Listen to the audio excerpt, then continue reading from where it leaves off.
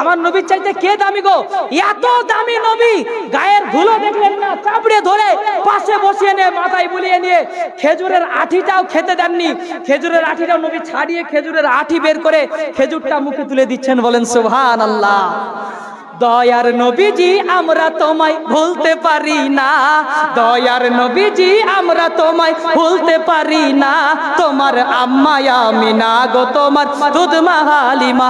Last গজল, এটা আমার সঙ্গে শুধু এইটুকু বলতে হবে, তোমার আম্মা আমিনা গো, তোমার দুধমা হালিমা।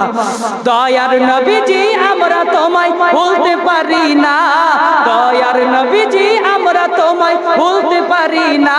তোমার আম্মা আমিনা গো, তোমার দুধমা হালিমা। ও তোমার আম্মা আমিনা গো, তোমার দুধমা হালিমা। তুমি জন্ম নিলে মায়া আমিনার ঘরে, ফেরেশতারা আসে সেই ঘরে। তুমি জন্ম নিলে মায়া আমিনার ঘরে, ফেরেশতারা আসে সেই ঘরে। তুমি সিরাতে রাসূল মারিফাতের বুলবুল, তুমি সিরাতে রাসূল মারিফাতের বুলবুল। তোমার দোয়া কবুল করতে খোদা দেরি করে না। বল সুবহানাল্লাহ।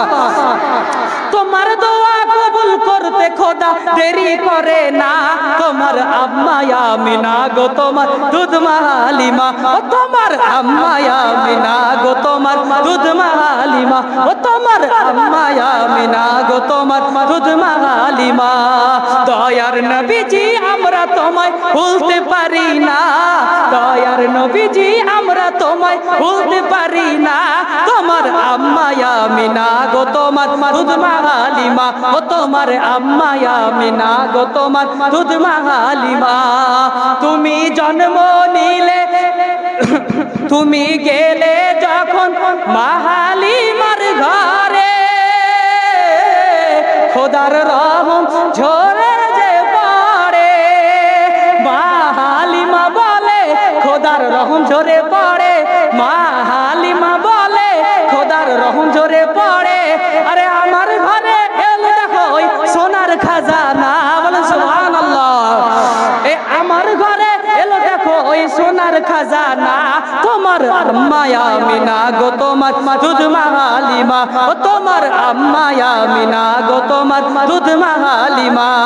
দয়ার নবীজি আমরা তোমায় ভুলতে পারি না, দয়ার নবীজি আমরা তোমায় ভুলতে পারি না। তোমার আম্মা আমিনা গো, তোমার দুধমা হালিমা।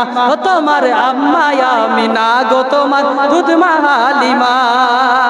তুমি মেষ চরাতে যাও রাখালের বেশে, তুমি মেষ চরাতে যাও রাখালের বেশে। মেঘেরা এসে ছায়া করে মাথার উপরে, আর সর্প এসে হাওয়া করে গায়ে, আর সর্প এসে হাওয়া করে গায়ে। আর কাকর পাথর গুলো গাই তোমার খাজানা, আর কাকর পাথর গুলো গাই তোমার খাজানা। তোমার আম্মা আমিনা গো, তোমার দুধমা হালিমা। ও তোমার আম্মা আমিনা গো, তোমার দুধমা হালিমা। দয়ার নবীজি আমরা তোমায় ভুলতে পারি না, দয়ার নবীজি আমরা তোমায় ভুলতে পারি না। তোমার আম্মা আমিনা গো, তোমার দুধমা হালিমা। ও তোমার আম্মা আমিনা গো, আমার দুধমা হালিমা। আমরা এই নবীকে পেয়েছি, এত দামি নবীকে পেয়েছি, বলেন আলহামদুলিল্লাহ। শেষ কথা এটাই, সেই আব্দুল উজ্জা যখন আব্দুল্লাহ হয়ে গেল, একদিন রাতের বেলায় সাহাবারা তাহাজ্জুদের নামাজ পড়ছেন বা ঘুমিয়ে আছেন, আর আব্দুল্লাহ জোরে জোরে কোরআন পড়ছে, খুব তার জোরে জোরে একবারে চিৎকার করে করে কোরআন পড়ছেন আব্দুল্লাহ।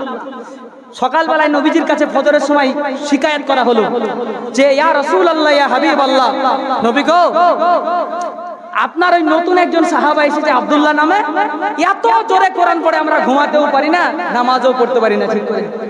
তখন নবীজি বলছে তাকে জোরে জোরে পড়তে দাও। কোরআন জোরে জোরে যখন মানুষ পড়ে দিলের মধ্যে কষ্ট কমে, বলেন সুবহানাল্লাহ।